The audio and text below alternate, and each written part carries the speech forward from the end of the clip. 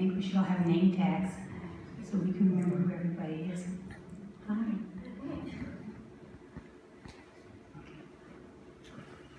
I must have been in my late teens when I met Mel Hislop. I'd started to regularly attend Christian Center in Surrey, and I think that Mel was possibly the youth pastor. Okay.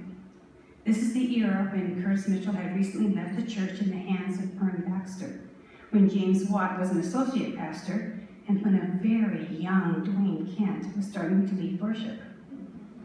By May of 1974, however, I had come to know Mel and his lovely wife Elaine, and his beautiful children, Wendy and Wayne. Hi.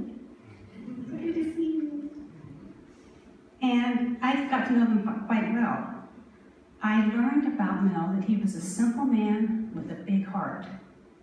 He wasn't hyper-educated, nor did he have an outstandingly charismatic personality like some of the other pastors, but he always looked you straight in the eye. His smile was always warm and authentic. He always spoke directly from his heart, and he always showed that he genuinely cared. At our wedding, he prayed over my husband and me, saying one of the most insightful things that I've ever learned about marriage. You probably heard this. When God brings a man and a woman together, what one lacks, the other supplies. That was more than 42 years ago, and that simple truth still resonates in my marriage and in countless of other marriages. There came a time in the history of Christian Center when the ground began to fall out from under our feet. It was a pivotal moment in my life, and certainly a game changer for Mel Hislop. 2/3 of the church left one Saturday night, and the next Sunday morning, Mel was abruptly left holding the reins of a congregation that had once numbered over 1,000. He wasn't a professional pastor. He wasn't really prepared for this. It was a very discouraging moment.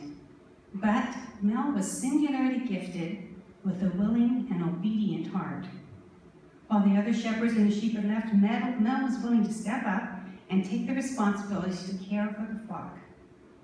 I can't say that he suddenly began preaching soul-shattering sermons or began to create a dynamic ministry opportunities or even radically changed our church life, but to the best of his ability, he was faithful, he was diligent, he was enthusiastic and encouraging, he was always loving and kind, and he kept us together.